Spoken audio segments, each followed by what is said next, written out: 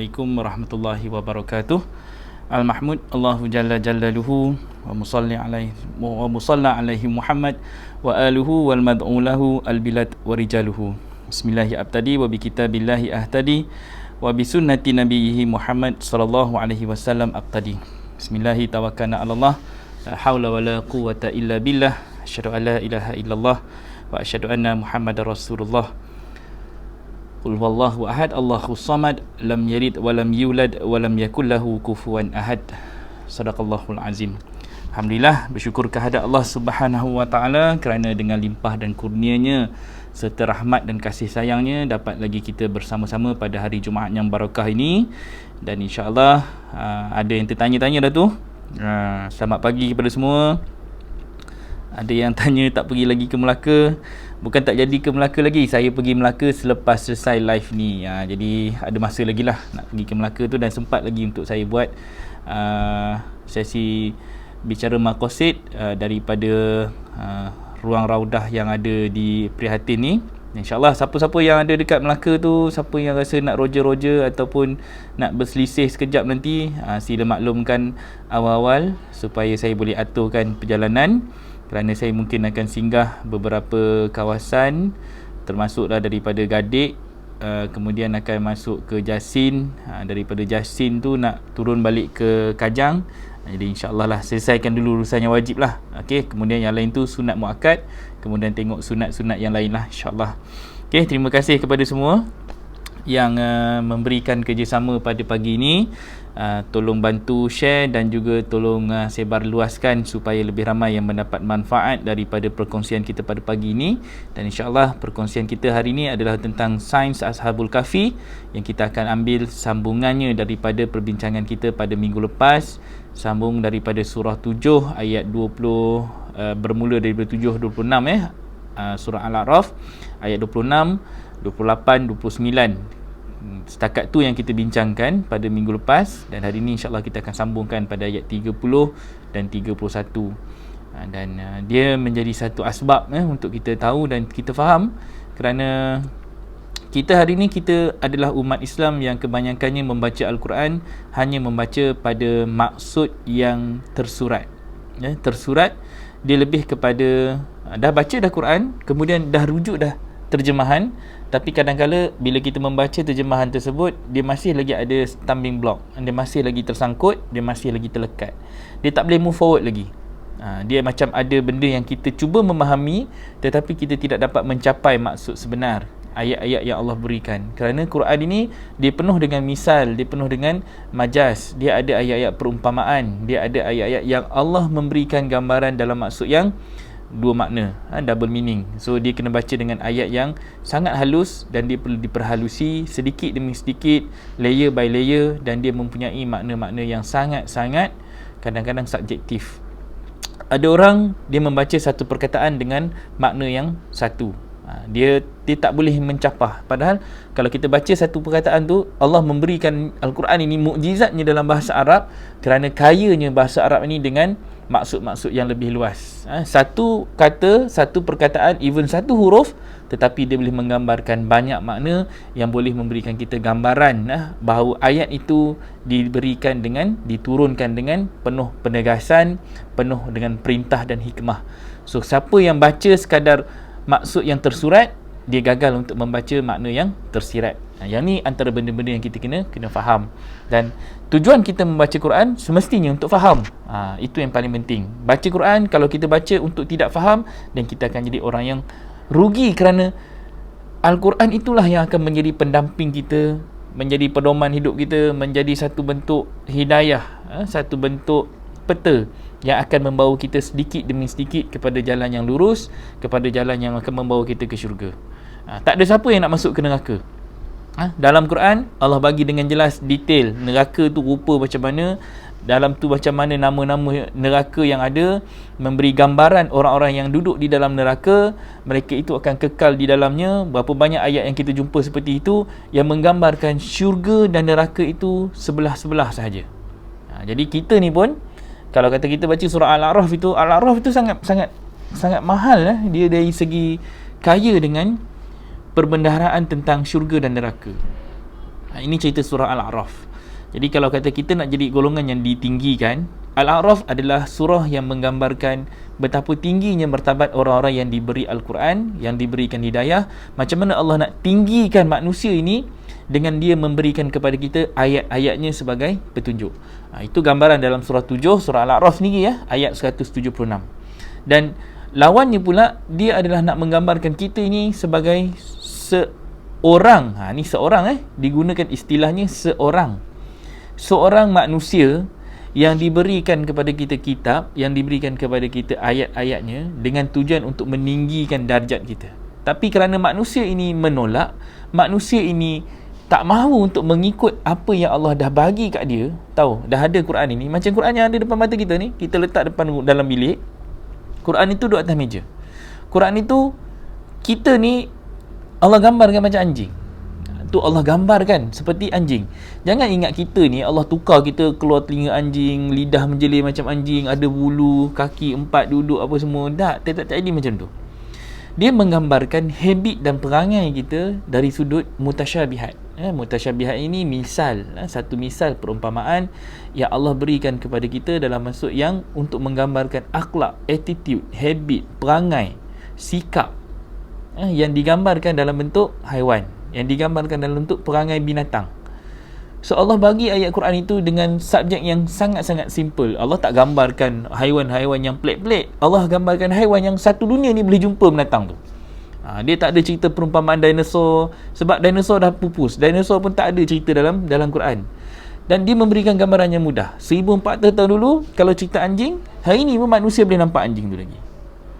Kalau dalam tu ada cerita tentang siapa?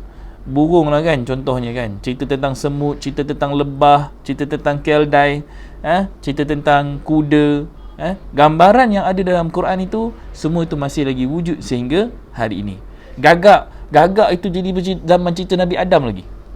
Macam mana gagak yang mengajar Qabil macam mana nak menguruskan mayat adik dia.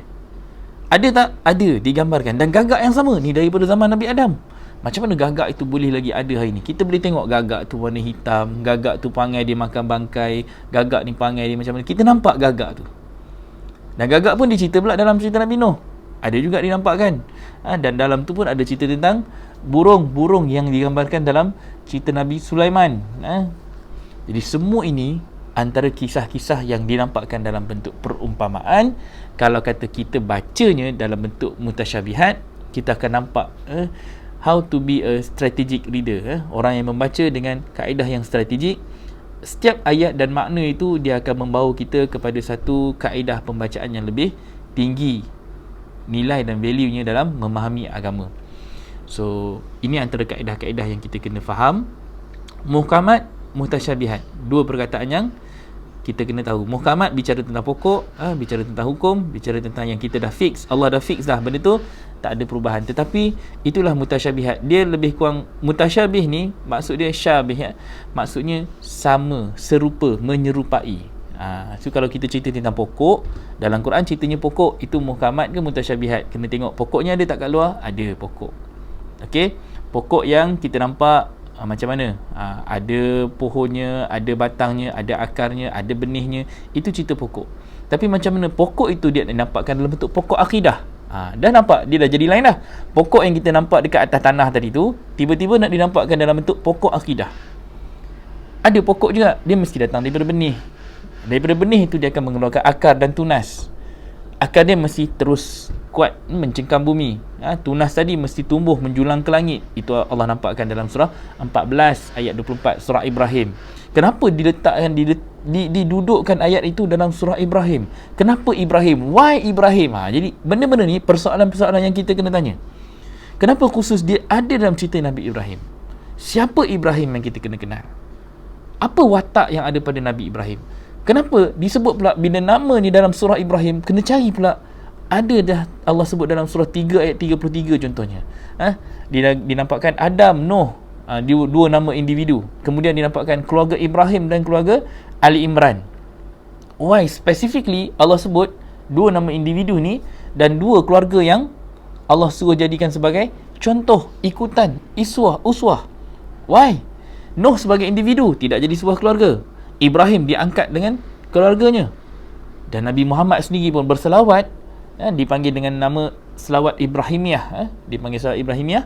Nabi sendiri pun berselawat kepada Nabi Ibrahim, dan benda tu fix pula dalam solat, dalam tahiyat akhir.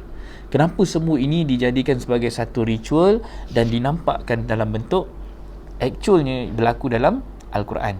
Dan kita pula nak kena ambil actual tadi, bawanya sebagai satu prinsip hidup, jadikannya sebagai satu yang berhikmah, dan mampu kita terjemahkan pula dalam bentuk attitude, akhlak, budaya, cara hidup yang mampu untuk menghidupkan Al-Quran tadi di dalam muka bumi ini.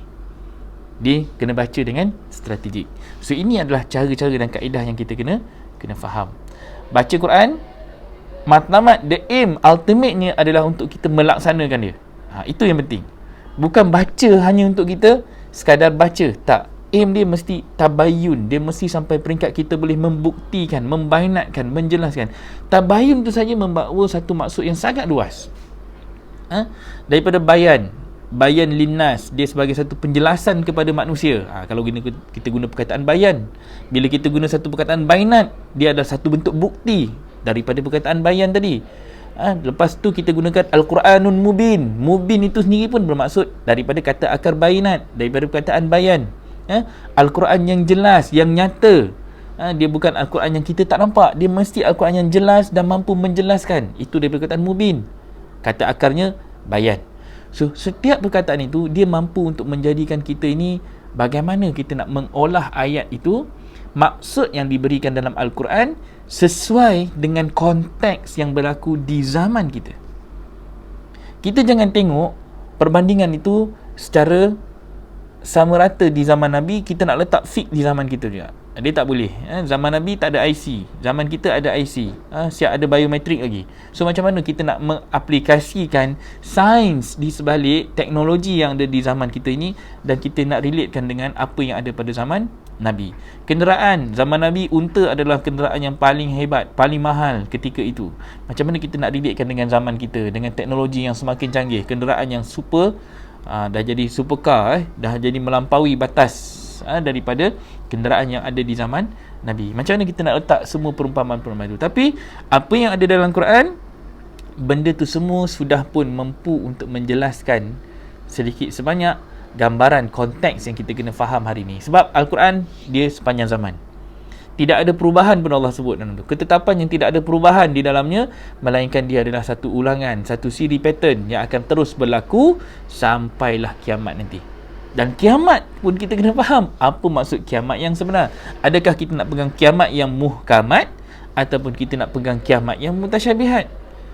Kalau kiamat yang berbentuk strategi, dia menuntut kita untuk bangkit. You know, one day, satu hari nanti, dunia ini akan berakhir. Kita tahu dunia ini akan berakhir.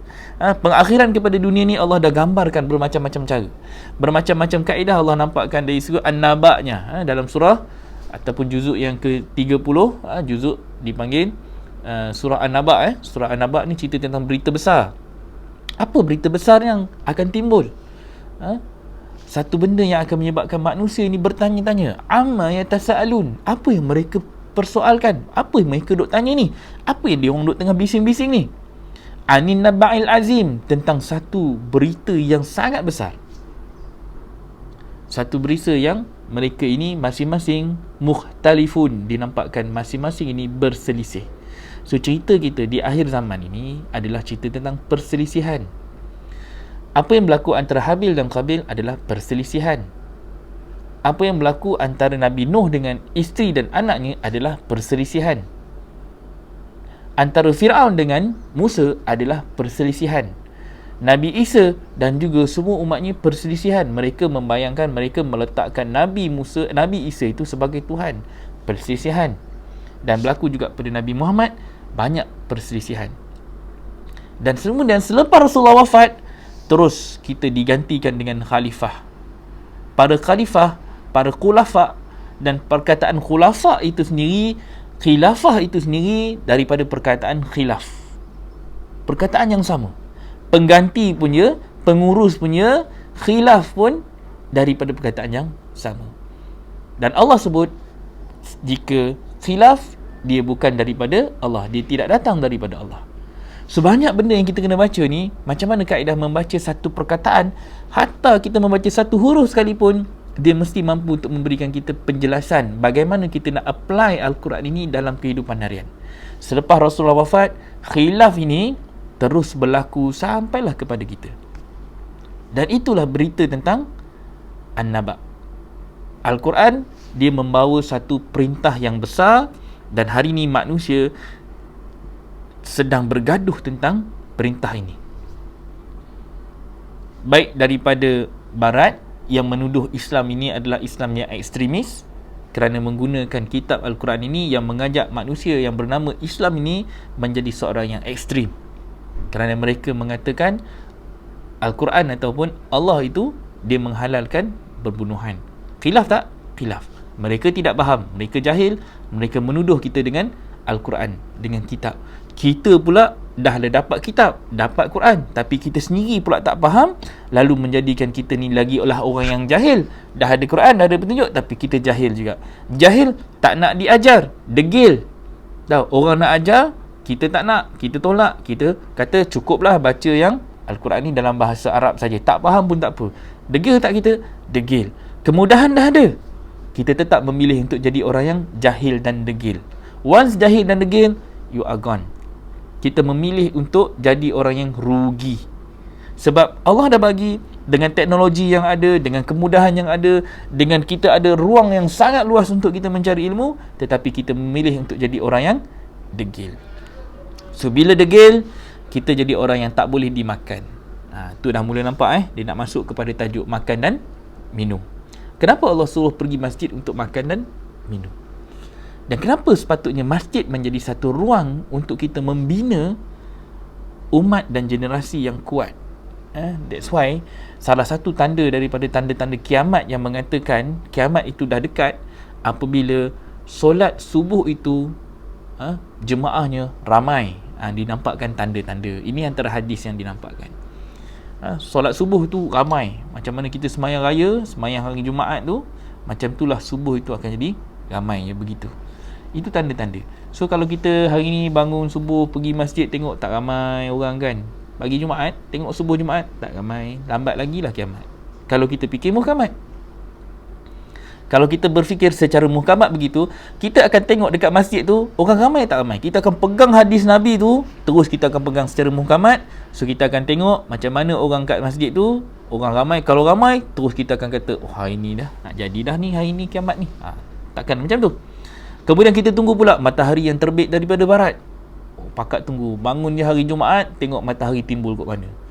Tu kalau jenis yang cakna lah. Kalau jenis yang ambil pot lah juga kan, apa yang nak jadi dengan dunia ni. Kalau yang tak ambil pot, selagi mana dia boleh berzina, selagi mana dia boleh bermaksiat, selagi mana dia boleh lara, lalai dan leka, dia dah tak kisah dah tentang tanda-tanda kiamat ni. Dia dah tak fikir dah. Orang yang mabuk tak akan boleh diajak untuk solat. Sebab apa? Sebab dia dah mabuk. Allah pun cakap, jangan engkau dekati solat dalam keadaan mabuk. So orang mabuk confirm tak solat.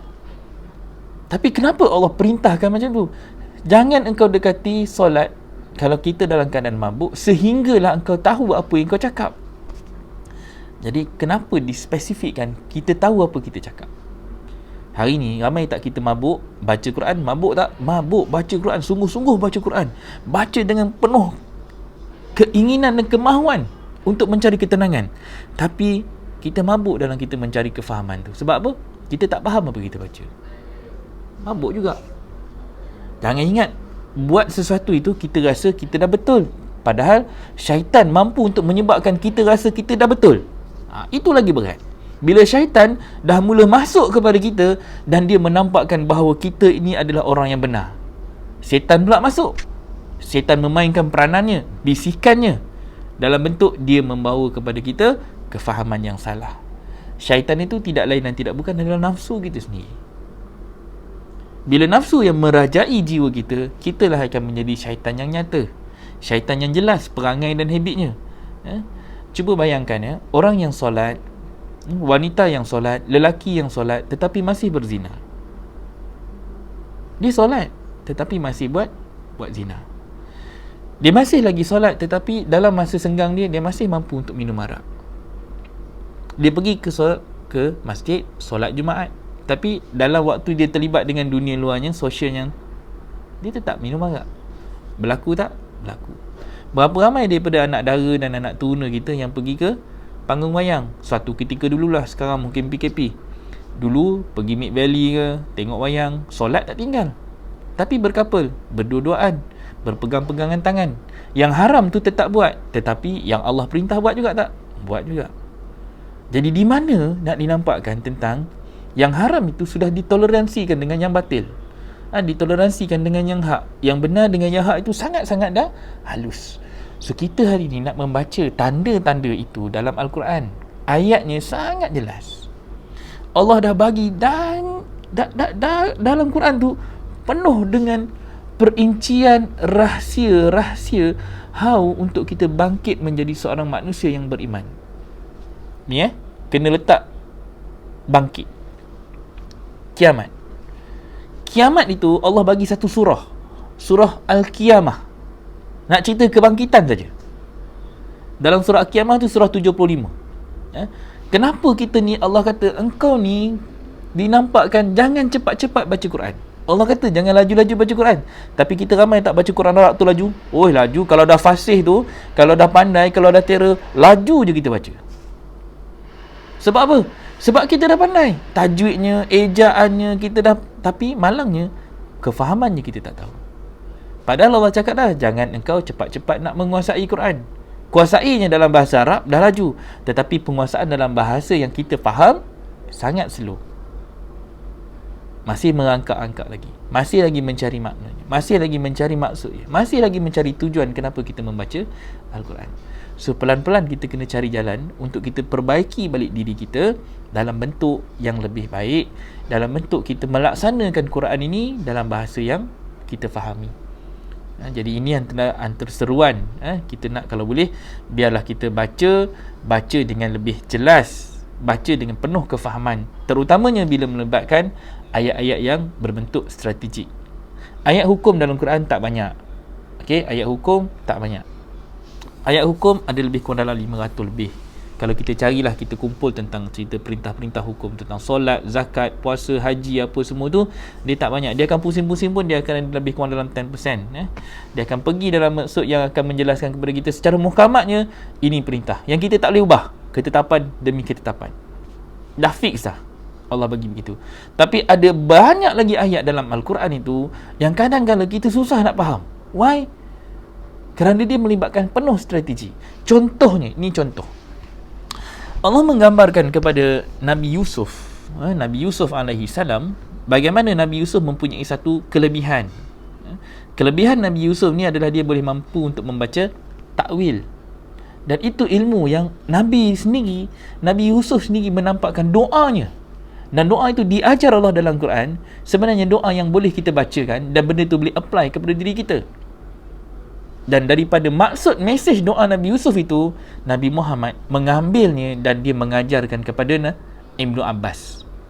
Doa yang sama, tetapi macam mana Nabi Muhammad dia bawa ayat itu dan dia bagikan kepada Ibnu Abbas satu doa apabila diletakkan tapak tangan dia di dada Ibnu Abbas. Allahumma faqihu fid din. Doa Nabi Muhammad itu adalah untuk meminta supaya seruan kepada Ibnu Abbas, faqihkanlah diri engkau dalam urusan agama.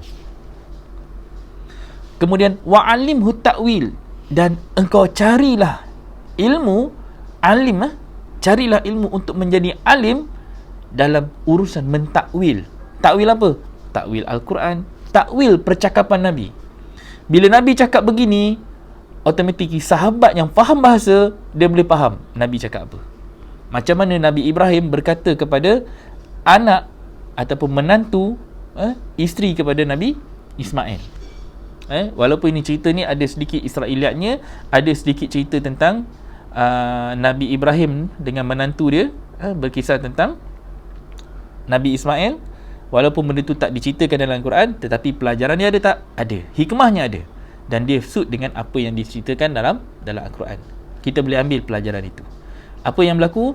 Bila Nabi Ibrahim datang ke rumah anak dia nak cari Ismail, bila menantu dia buka pintu, kemudian dia tanya nak cari siapa, Nabi Ibrahim tanya tentang Ismail, kemudian dia kata Ismail tak ada.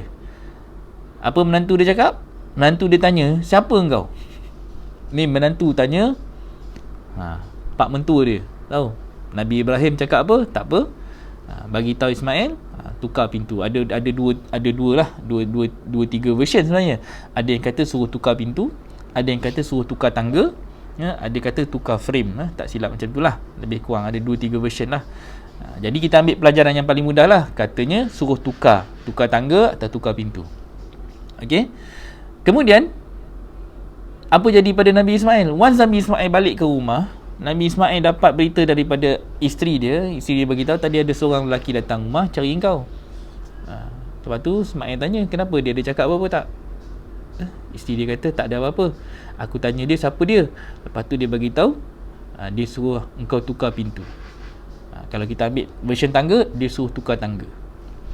Nabi Ismail tak payah tanya banyak, tak payah ambil apa-apa kelas ke, pergi cari Google ke, apa semua, pergi telefon Ibrahim ke, tak ada. There and there, letu juga Nabi Ismail buat apa? Terus dia ceraikan isteri dia. Sampai macam tu sekali bahasa seorang bapa kepada seorang anak. Mesej yang disampaikan tu mudah, nampak simple je. Pesan dekat Ismail, tukar pintu. Contohnya yang tadilah version yang pertama, tukar pintu. Spark dalam kepala, sebenarnya Nabi Ibrahim suruh Nabi Ismail gantikan isterinya, ceraikan. Ismail ceraikan isteri dia hanya dengan satu asbab. Asbab dia tak kenal betul. Tapi semua tu kita nampak, takkanlah cerita Nabi macam tu sekali, jumpa sekali terus ni, zalimnya Nabi. Itu kalau kita baca begitu. Kalau kita baca benda yang kita ini nak nampakkan cerita tentang penegasan. Ini belum kita baca dalam Kahfi, macam mana Nabi Musa berjalan dengan Nabi Khidir. Nabi Musa yang berjalan dengan Nabi Khidir, at first Nabi Khidir dah bagi tahu dah Nabi Musa, engkau tak akan tahannya bila jalan dengan aku. Nabi Musa cakap apa? Engkau pasti akan dapati aku seorang yang sabar. Tahu Nabi Musa ni cerita kalau kita baca, halusnya Allah menceritakan karakter dan peribadi nabi-nabi. Al-Quran ini dia satu rumusan kisah karakter yang kita sebagai umat ni di akhir zaman untuk membaca dan memahami macam mana Allah mencipta watak-watak ini. 25 rasul yang ada dalam Quran itu actually adalah watak-watak, karakter-karakter yang kita nak pakai dan kita adapt dalam jiwa kita. Halus itu, wala talataf itu, bagaimana kita nak memperhalusi setiap karakter ni. Allah dah bagi contoh Nabi Nuh. Takkan aku nak bagi isteri aku jadi macam Nabi Nuh? Fikir di kepala kita. Takkan kita jadikan ini sebagai satu sampel. Nabi Muhammad dapat 24 rasul sebelum dia. Semua nabi-nabi itu dia jumpa dan dia baca dan dia kenal kisah mereka dan Allah sampaikan kisah mereka. Dan pasti Nabi akan pilih yang terbaik daripada semua dengan strategi agamanya, dengan kefahaman dia, dengan bagaimana mereka ini berhikmah dalam urusan mendakwah. Nabi akan pilih, pick up mana yang terbaik. Nabi Muhammad ambil karakter yang ada pada Nabi Yusuf, handsomely. Bagaimana seorang yang bukan kita nak ambil rupanya handsome, tetapi macam mana dakwahnya itu handsomely. Bahasa perkataan yang kita guna ni handsomely, tak semesti muka cantik, but macam mana orang tu parking kereta handsomely. Istilah kita guna, parking kereta je tapi nampak smart lah. Kita pun pakai smart. Cara dia masuk tu, cara dia nampak terror, pandai, bijak kan. Kadang-kadang orang perempuan pun kan payah nak parking masuk buntut dulu kan. Jadi something yang kadang-kadang kita nampak very smart. Even orang tu dia tak adalah handsome mana, tapi cara dia bercakap, cara dia bawa diri, cara dia menyampaikan sesuatu mesej itu berhikmah. That is smart. Smart itu pun dinampakkan macam lebih kurang lebih handsome juga. Jadi macam mana kita nak membaca perkataan, namanya perkataan bahasa Inggeris, tapi how we implement the context dalam maksud yang lebih mudah kita baca dengan kefahaman. So ayat-ayat Allah tu bila kita wala talattaf kan, kita gunakan, kita perhalusi, kita cari teknik-teknik nabi-nabi. Nabi Yusuf yang buat apa pun very smart. Dia bijak, dia pandai. Dia tahu apa yang dia buat, setiap langkah dia tahu. Dia boleh mentakwil mimpi, dia mampu menyampaikan mesej mimpi, dia mampu membaca tanda. Sebenarnya dalam bentuk membaca tanda. So ini semua adalah kaedah-kaedah yang ada pada Rasulullah dan Nabi dapat dan Nabi implement. Apa ada pada Nabi Ibrahim? How Nabi Ibrahim dia boleh membaca tanda-tanda ini, dan kemudian dia mendidik pula Nabi Ismail menggunakan Hajar. So Nabi Ibrahim Dia banyak masa tak? Dia tak banyak masa sebenarnya dalam pengaruh membesarkan Ismail. Tapi dia menggunakan Hajar sebagai isteri, laluan untuk dia memberikan ilmu. Dia dah bagi semua, dan Hajar pula memainkan peranannya dalam menyampaikan apa yang ada pada Nabi Ibrahim untuk diinstal kepada Nabi Ismail. So ini kaedah kita membaca. So banyak benda ni kita nak kena belajar, dan banyak benda yang kita nak kena faham. Membaca Quran bukan dari sudut sekadar kita baca tanpa kita memahami kaedah ataupun qawaid. Dalam bahasa Arab, cakap Arab sikit, qawaid dipanggil kaedah-kaedah. Macam mana kita nak menguasai strategi agama. Kalau dalam Quran surah 2 ayat 127 itu, bagaimana Nabi Ibrahim dan Nabi Ismail ini meninggikan qawaid, meninggikan dasar, meninggikan foundation Al-Bait. Itu disebutkan dalam surah 2 ayat 125. Itu nanti kita masuk dalam cerita falsafah Al-Baqarah. Kita ada banyak segmen Sekarang ni kalau bicara maqasid, saya sedang cuba untuk adjust macam mana daripada hari Isnin sampai Khamis falsafah Al-Baqarah tu kita betul-betul faham dulu. Daripada falsafah Al-Baqarah baru kita boleh keluar daripada sistem yang dipakaikan manusia kepada manusia. Manusia yang mengikat manusia dengan sistem manusia. That is Al-Baqarah. Jahiliah yang telah mengikat kita ini sampai kita jadi hamba manusia. Ibaratnya Allah nampakkan seperti binatang ternak, seperti haiwan ternak, dan kita menjadi seperti binatang yang dinampakkan macam sapi betina. Tu sistem kita hari ni. Daripada falsafah Al-Baqarah tu baru kita boleh bawa kepada minda hari Jumaat ni, Al-Kahfi. Kahfi adalah bicara strategi. Quran dia ada tebal Quran ada 30 juzuk. Surah Kahfi itu surah yang ke-18. Surah 18 dia duduk di tengah-tengah Al-Quran. Di tengah-tengah Al-Quran itu dia punya word yang paling dinampakkan sangat-sangat spesifik adalah wal yatalattaf. Kalau Quran lama, dia tanda warna merah. Dia duduk dalam buku muka surat tu, sebelah kanan nampak teks dia dekat bahagian bawah tu tanda merah. Sekarang dah tak ada dah. Zaman sekarang dah tak ada. Orang dah tak nampak strategi Quran dulu tu, kenapa disampaikan dengan mesej yang begitu. Dan kita tak dapat.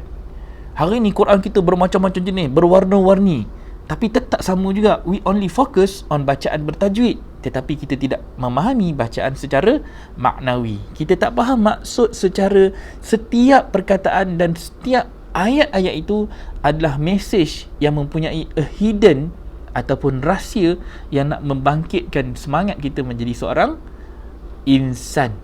Kenapa dalam Quran ada An-Nas? Kenapa dalam Quran ada Al-Insan? An-Nas dan Insan. Kenapa Allah tak gunakan satu saja perkataan? Kenapa mesti menggunakan dua perkataan yang berbeza? Tetapi kalau terjemah dalam bahasa Melayu, dia membawa maksud manusia. Dia tak boleh nak relatekan apa beza manusia dengan insan. So ini satu benda yang kita kena faham. That's why kalau kita baca surah Al-Baqarah, ending dia akan jumpa dekat surah An-Nas.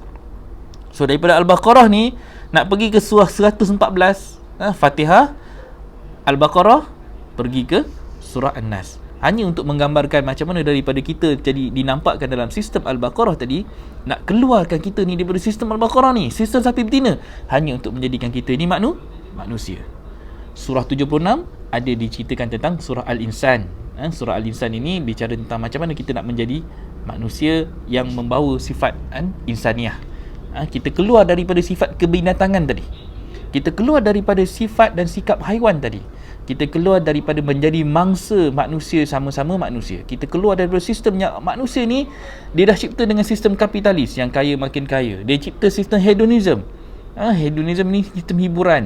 Kita ni kira nak dilambakkan dengan hiburan yang setiap hari menyebabkan kita leka, kita lalai dan kita lara dalam urusan-urusan duniawi, sehingga kita lupa apa peranan dan juga fungsi kita sebagai hamba Allah yang mengabdikan diri untuk melaksanakan sistem Allah.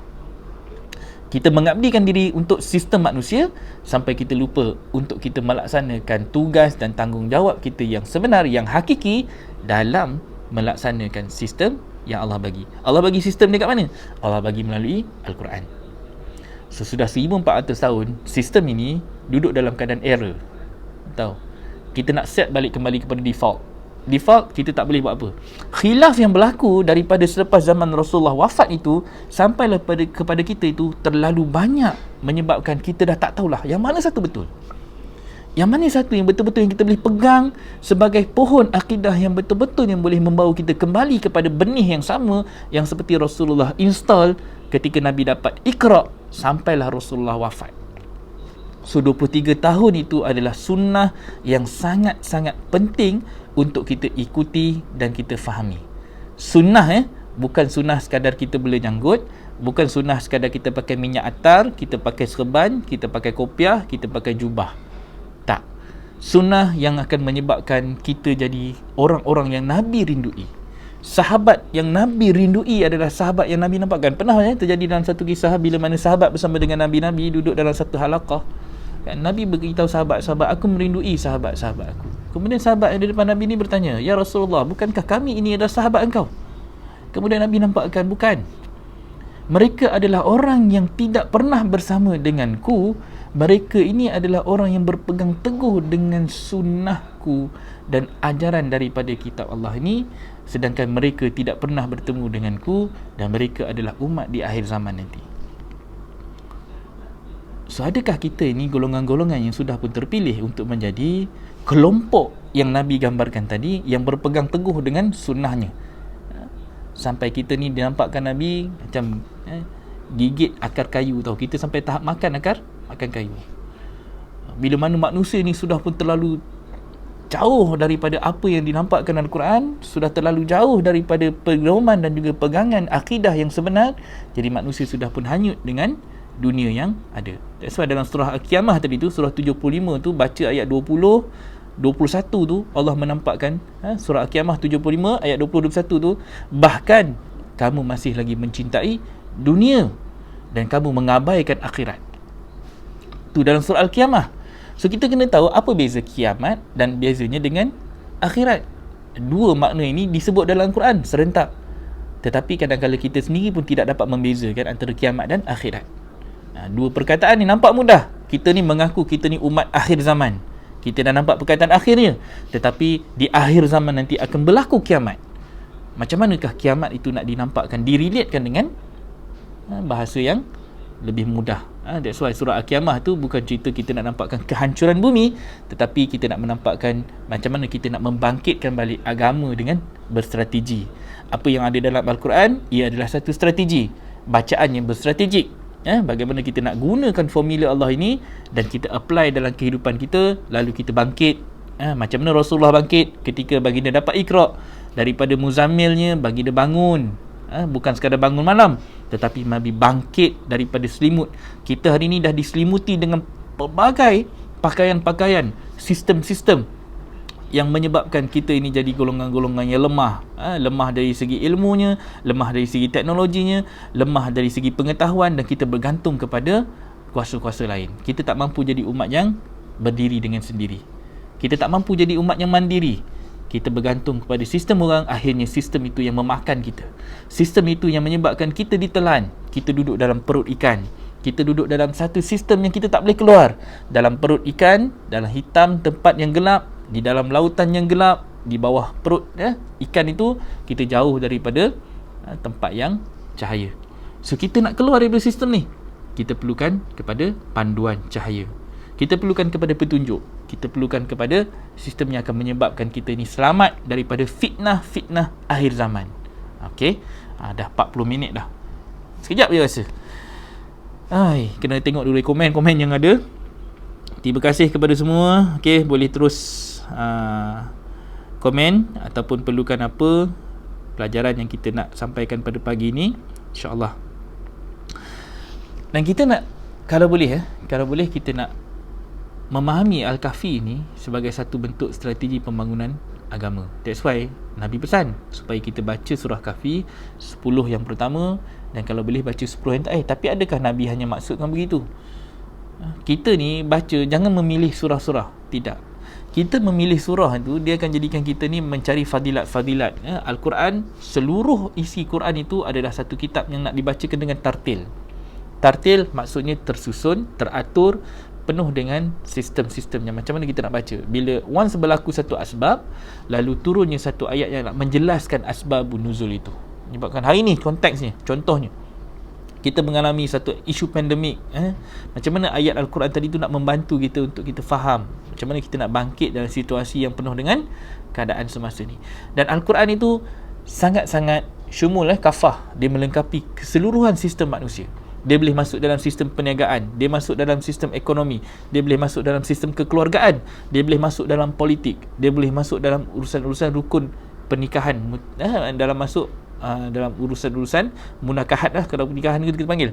Dan semuanya Al-Quran sudah ajar kita macam mana kita nak develop diri kita sebagai seorang insan, bukan sekadar manusia tapi sebagai insan. So peranan ini semua ditentukan dalam masjid. Itu yang dinampakkan tentang kenapa Allah suruh kita pergi masjid untuk makan dan minum. Okey, kita tengok surah yang terkaitan.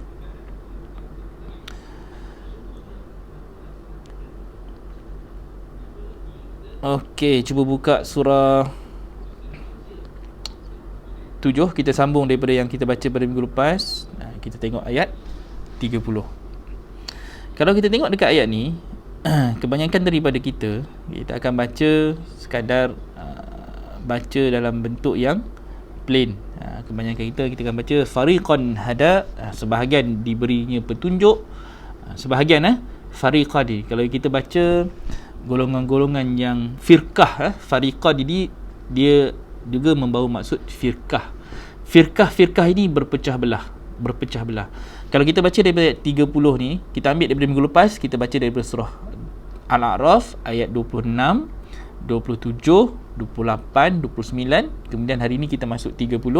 Kalau tengok sebelum-sebelum tu, dia cerita tentang pakaian yang diturunkan daripada syurga kepada anak-anak cucu Adam. So kita dapat pakaian itu, dan Allah katakan pakaian yang terbaik adalah pakaian takwa.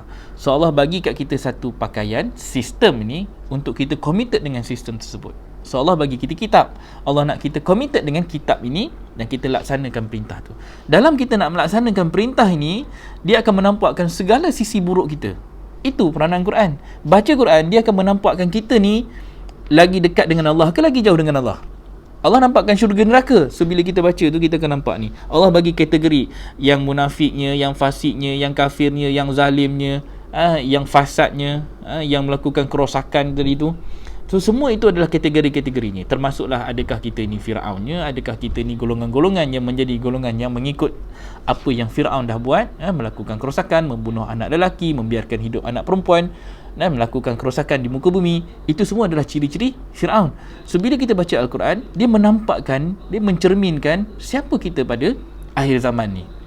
Semua karakter-karakter tadi itu adalah satu contoh untuk kita kenal nama-namanya, dan nama tadi itu untuk kita pakaikan pula di zaman kita. Istilah tadi, pakaikan, digunakan pula untuk meletakkan kita di dalam tempat yang sama. So kalau kata hari ni ada isteri yang baik berkahwin dengan suami yang jahat, macam mana yang dinampakkan dalam Quran? Asiyah yang berkahwin dengan Fir'aun, itu satu contoh. Dan contoh yang kedua, dapat suami yang baik tetapi isteri dengan anak-anak pula teruk perangai dia. Ambil pula uswah ataupun contoh sunnah yang berlaku kepada Nabi Nuh dan juga isteri-isterinya. So apa yang ada dalam Quran actually adalah satu method untuk kita membaca pattern yang ada daripada zaman Nabi-Nabi terdahulu, how to apply dengan pattern di zaman kita. Alright, tu fariqan, itu dinampakkan sebahagian, dinampakkan pecahannya. Ada yang diberikan petunjuk, wa fariqan haqqa alaihimud dhalalah, dan sebahagian daripada mereka itu sepantasnya menjadi sesat. So dapat sistem ni, ada orang dapat Quran ini, kalau dia salah baca yang mutasyabihat dan muhkamat ini. Mutasyabihat ni kita nampakkan ada orang ni memandai-mandai pula baca mutasyabihat. Dia baca lalu digunakan ini untuk menunggang agama. Ada juga dah dapat dah petunjuk. Ini dinampakkan kalau dalam Quran dia ceritakan tentang ahli kitab yang menulis dengan tangan mereka sendiri. Lalu Allah kata celakalah orang yang menulis dengan tangan-tangan mereka. Allah nampakkan kecelakaan yang berlaku kepada orang-orang yang mengambil kesempatan ke atas kitab. Itu berlaku dalam zaman Nabi Isa, Nabi Musa. Zaman kita berlaku tak? Berlaku. Tahu?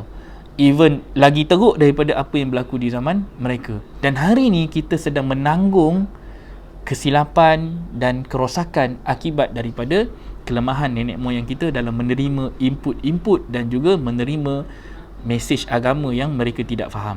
Ada kalanya instrumen-instrumen untuk pemesongan akidah ini telah berlaku way before kita lahir lagi.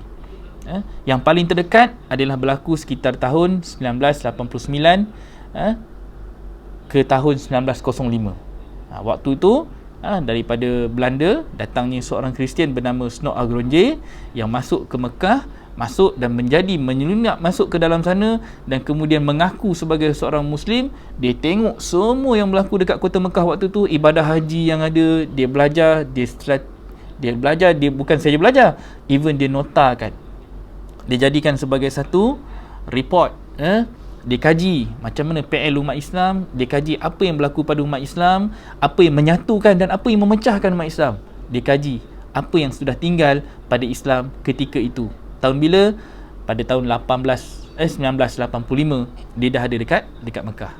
Hanya selepas bila dia balik daripada Mekah, dia masuk ke Aceh, kemudian dia mulakan propaganda dia dalam urusan untuk memesongkan akidah umat Islam di Nusantara. Why Aceh? Kerana ketika itu Aceh antara yang prominent, yang nampak lebih tinggi dari sudut keislaman dia, dan Aceh menjadi sumber rujukan pula kepada kawasan-kawasan sekitar Nusantara yang memerlukan kepada rujukan agama. Daripada situlah dia tuba habis. Dia sendiri pun masuk berjanggut, pakai serban, boleh bercakap Arab, fasih bercakap Arab, dan kemudian dia mampu pula untuk mengeluarkan fatwa-fatwa yang digunakan namanya sebagai Kiai Haji Abdul Ghafur. Jadi ini antara elemen-elemen sejarah yang pernah berlaku satu ketika dulu dan tak jauh dengan kita. Kita jangan baca selepas saja Rasulullah wafat. Itu memang dah berlaku sedikit demi sedikit, perpecahan dan juga masuknya elemen-elemen untuk menjauhkan Islam yang sebenar ini dengan memasukkan hadis-hadis palsu, cerita-cerita yang penuh dengan Israiliyat, sampai elemen-elemen ini bersarang dan beranak pinak sehingga menjadi satu budaya dan adat, sampai kita dah tak boleh nak bezakan lagi dah yang mana betul, yang mana salah. Bila hadis yang dah bercampur aduk, bila semua elemen-elemen yang dulunya bila Nabi dapat Al-Quran, Nabi dah jelaskan, Nabi dah sampaikan, tapi akhirnya benda ini tak sampai kepada kita, lalu dia menyebabkan kita jadi umat yang terpesong sedikit demi sedikit. Trajekteri kita itu, orang ubah satu darjah saja sampai dekat kita dah mencapah boleh pergi ke 30 ke 90 darjah. Sejauh itu berlaku hanya dengan mengubah satu fakta dan satu makna. Boleh tak berlaku? Boleh. Al-Quran hari ni pun kalau kita baca, kalau kita tak berhati-hati, apabila kita baca dan lihat sendiri makna-maknanya, kadang-kala kan ada terjemahan yang banyak. Sebab itulah dulu kalau kita ikutkan, orang tak berani nak bagi kita baca Quran terjemahan. Why? Sebab orang tua kita takut tersesat. Tu zaman 70-an dulu. Zaman kita waktu saya 80-an, saya sempat lagi lah. Mak saya apa semua tu pesan, kadang-kadang nak baca Quran tu hati-hati. Nak baca Quran pun dia suruh hati-hati bila baca terjemahan dia. Kenapa? Dia bimbang kalau kita baca sendiri-sendiri, kita takut tersesat. Jadi ini antara elemen-elemen yang menyebabkan kita takut nak membaca Quran, dan kita dah ada satu barrier untuk kita mengkaji Quran. Tapi inilah yang membuatkan kita semangat. Tahu, saya sekitar umur 13 tahun lah. Umur 13 tahun. Kenapa kita masuk sekolah agama waktu tu? Tujuan kita masuk Irsyad, saya SMK Al-Irsyad, kita semangat nak tahu tentang agama. So kita masuk sekolah agama. Dari daripada situ kita belajar sampailah umur 3 tahun 4. Subjek yang saya ambil waktu tu syariah, bukan syariah, waktu tu syariah lah. Kita ada syariah, kemudian alternatifnya ada Al-Quran dan Sunnah. Kita membaca dan kita semangat. Kita jadi student yang rajin bertanya ustazah, kita jadi rajin yang merujuk ustazah. Why? Sebab apa? Sebab kita nak mengkaji. Tapi tak jumpa juga. Masuk sekolah pondok, still mencari. Masuk Universiti Melaya, waktu tu kita ambil bidang yang khusus, siasah syariah, semata-mata untuk mencari, menyiasat apa yang ada di sebalik agama yang kita tidak faham pada hari ini. Pun masih lagi belum kita dapat. Hanya selepas kita kembali, waktu tu umur saya berapa? Dah masuk umur 30 tahun. Bila saya dah bersama-sama dengan RPWP, penggalian dan pengkajian yang ada di sini, dia melengkapkan apa yang saya gagal memahami di waktu saya duduk di universiti dulu, waktu saya pergi ke pondok dulu, waktu saya duduk dekat sekolah dulu. Dia melengkapkan apa yang hilang daripada pembacaan yang ada dekat dalam teks-teks yang kita jumpa. Dan di sinilah kita ada satu jabatan siasah syariah. Jabatan siasah syariah yang mengkaji pula. Kita kaji apa yang berlaku daripada sejarah-sejarah orang terdahulu, sejarah lampau. Pemesongan ini menyebabkan kita gagal membaca tanda-tanda yang sudah ada, yang dulu itu dah nampak dengan jelas. apa berlaku kepada nenek moyang kita, tetapi kita tak tahu bagaimana kita nak relatekan antara zaman Nabi, berlaku selepas zaman kekhalifahan, berlaku selepas zaman-zaman khalifah sampailah kekhalifahan tu jatuh, kenapa mereka jatuh. Sejarah itu semuanya terkaitan. Ada misi yang dibuat oleh musuh agama, musuh Islam, semenjak daripada Rasulullah wafat lagi, misi ini tidak pernah pun mereka hentikan, untuk memesongkan akidah umat Islam hanya melalui pembacaan Al-Quran yang salah.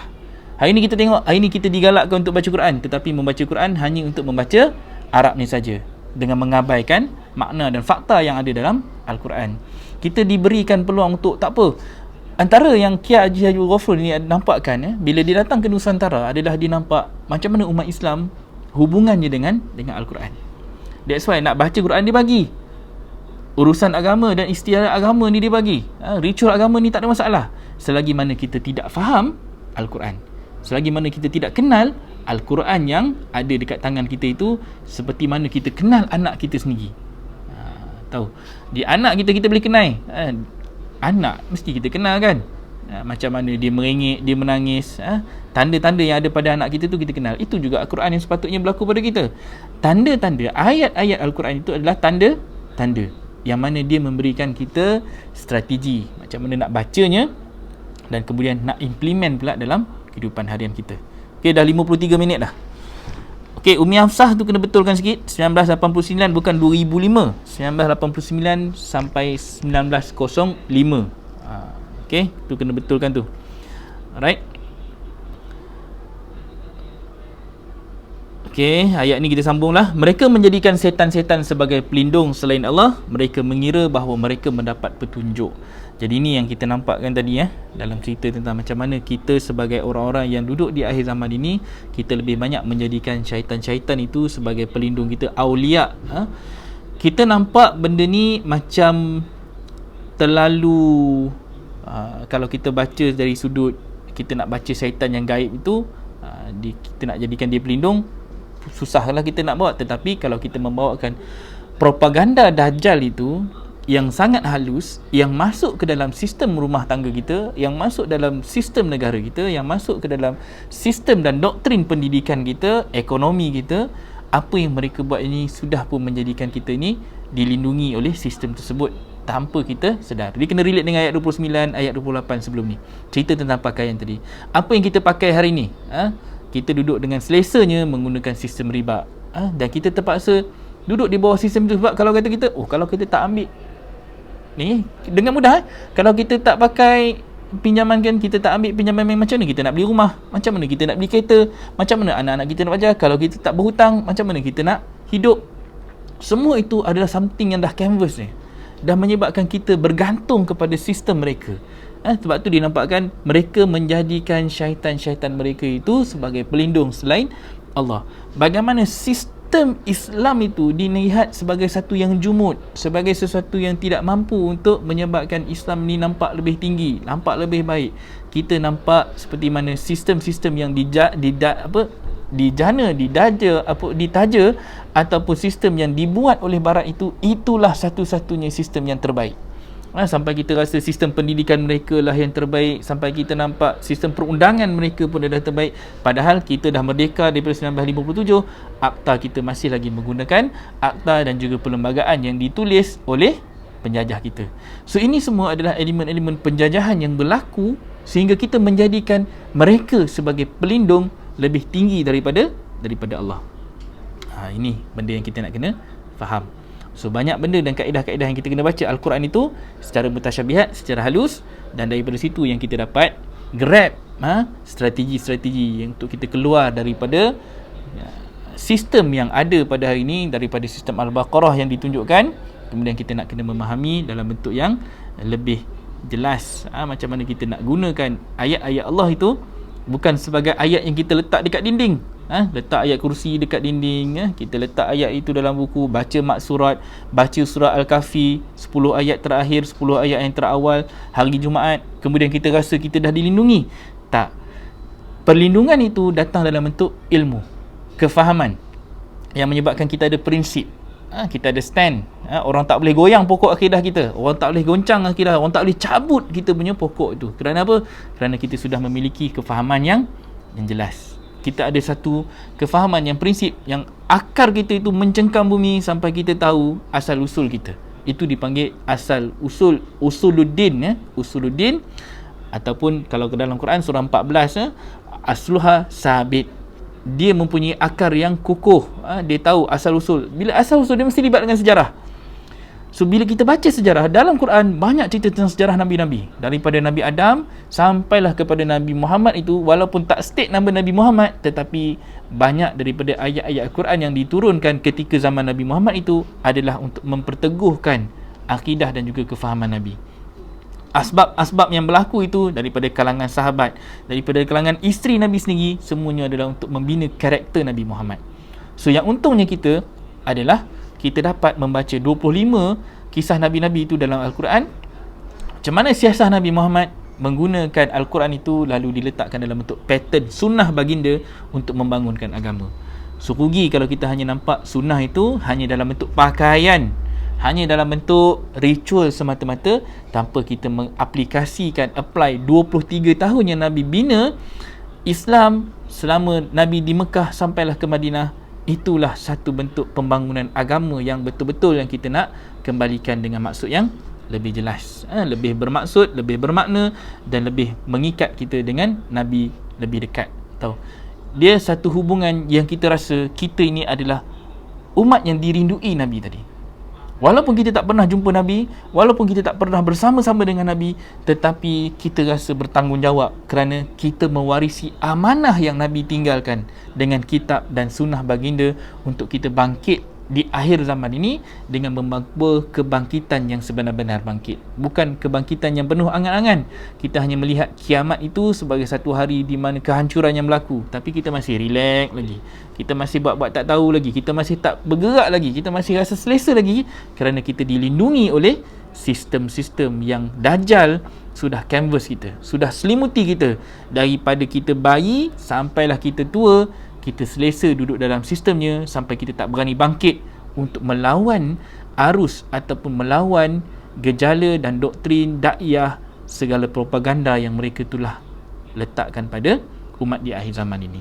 So adakah kita nak jadi umat yang terus tidur, lena, selesa, duduk di dalam gua yang mereka biarkan kita berbolak-balik sekejap ke kanan dan sekejap ke kiri, atau kita nak menjadi orang yang bangkit, kemudian kita keluar untuk mencari, membawa wang perak kita ini, lalu untuk kita gilap dan mendapatkan makanan yang baik, lalu kita bawa pulang semula ke tempat kita. Semua itu adalah satu strategi kafir dan tidak lain dan tidak bukan dia nak membina umat di akhir zaman ini supaya lebih jelas apa sebenarnya peranan dan fungsi kita di akhir zaman. InsyaAllah baca Al-Quran, di situlah kita akan jumpa macam mana kaedah untuk kita membawa agama ini dalam kehidupan harian kita. Yang penting sekali adalah untuk kita membina dulu diri sendiri, kemudian keluarga kita. Jangan kita terus melompat untuk kita betulkan orang lain, melainkan semua yang Allah bagi ni inputnya first kali kita sendiri yang kena digest. Baca untuk kita baca dan fahamkan diri kita dahulu, kemudian kita nak selamatkan anak dan isteri kita. Qu anfusikum wa ahlikum naro. Itu perintah yang Allah sebut dalam surah At-Tahrim surah 66 ayat 6, dan itu adalah resepi untuk kita berjaya. First kali selamatkan diri kita. Macam mana Nabi Muhammad buat? Once dapat Iqra, Nabi dulu pastikan dia betul-betul faham apa message yang didapat daripada Iqra, lalu baginda sampaikan kepada Khadijah, dan Khadijah membenarkan apa yang Nabi dapat, dan di situlah baginda selamatkan dirinya dan isterinya, kemudian ahli keluarganya. Barulah kita boleh bawa kembangkan dalam kita menyelamatkan orang lain. So, nak selamat daripada fitnah Dajjal di akhir zaman ini, tidak lain dan tidak bukan hanyalah apabila kita kembali semula kepada agama dengan sebenar-benar kefahaman. Bukan kita hanya menjadi orang yang taklid buta, hanya jadi orang yang ikut tanpa ilmu, hanya jadi manusia yang sekadar membaca Al-Quran dan kita rasa kita jadi orang yang beriman hanya dengan kita pegang Al-Quran dalam bentuk bacaan semata-mata. Quran, macam saya beritahu awal tadi, tujuan dan pengakhiran ataupun ultimate apabila kita membaca Quran ini adalah untuk kita tabayunkan dia, untuk kita melaksanakan dia, untuk kita membuktikan bahawa Al-Quran ini adalah satu pedoman yang hidup. Dia bukan sekadar satu teks yang mati, tetapi dia adalah teks yang akan menyebabkan kita mampu untuk menjiwai dan menghayati fungsi dan peranan kita sebagai seorang pengabdi, yang akhirnya untuk meletakkan Islam itu liyuzirahu ala dini kullih, untuk menzahirkan Islam itu lebih tinggi, lebih baik dan lebih mulia, lebih cantik dan lebih indah daripada sistem-sistem yang ada di muka bumi ini, insya-Allah. Okey, itu yang kita nak nampakkan. Okey, dah pukul 11, 2 minit. Terima kasih kepada semua yang menonton. So hari ni kita masih lagi mengupas, tak masuk lagi surah 7 ayat 31 tadi. Masih lagi pada ayat 7.30. Kita selesaikan dulu satu ayat hari ni. Satu ayat hari ni pun nak menjelasnya pun kita ambil masa lebih kurang 1 jam, hanya untuk kita buka mukadimah dahulu. Minggu depan baru kita akan masuk 7.31, macam mana kita nak tahu masjid itu dan dikaitkan dengan makan dan minum, insya-Allah. Okey, terima kasih kepada semua. Mudah-mudahan ilmu yang disampaikan pada hari ini sedikit sebanyak dapat memberikan kita kefahaman dan mendekatkan lagi diri kita dengan Allah, dengan Al-Quran, dengan kitabnya, dan kita benar-benar nak memahami sunnah Nabi yang sebenar. Bagaimana kita nak bawa dalam kehidupan harian kita, bukan lagi dalam bentuk angan-angan yang disampaikan melalui fahaman nenek moyang kita, insya-Allah. Okey, terima kasih kepada semua. Mudah-mudahan siapa yang ada dalam laluan ke Melaka hari ini, insya-Allah hari ini saya akan bertolak ke Melaka lepas ni, terus akan shoot ke Jasin, dan insya-Allah kalau ada rezeki mudah-mudahan dapat kita sambung pada hari Isnin. Esok saya tak dapat nak teruskan program kita pada waktu yang biasa. Esok saya ada taklimat dan kursus haji online. So insya-Allah kita akan sambung episod seterusnya pada hari Isnin pukul 10 pagi, dan kita akan jumpa dan kita terus sambung dengan episod Al-Baqarah, falsafah Al-Baqarah, dan insya-Allah ada tetamu istimewa yang akan bersama-sama saya seperti biasa pada hari Isnin nanti, dan saya akan maklumkan pada hari Ahad nanti siapakah orang yang akan membawa topik yang kita akan bincangkan pada hari Isnin nanti. Okey, itu saja daripada saya. Mohon ampun dan maaf kalau ada tersalah dan tersilap. Kalau ada yang terkasar bahasa, jangan lupa sampaikan kesan dan pesan dalam discussion group kita, dan insya-Allah kita akan value di situ kefahaman, dan kita harapkan dengan Al-Quran yang ada di tangan kita itu, dia mampu untuk menjalin dan mendekatkan kita sesama umat di akhir zaman ini, bagaimana untuk kita mencari jalan keluar daripada sistem Al-Baqarah yang sudah lama berakar umbi benihnya itu dalam jiwa umat Islam kita hari ini. Okey, insya-Allah jumpa lagi. Haza wallahu yar'ana wa yahfazuna walhamdulillahirabbil alamin. Assalamualaikum warahmatullahi wabarakatuh.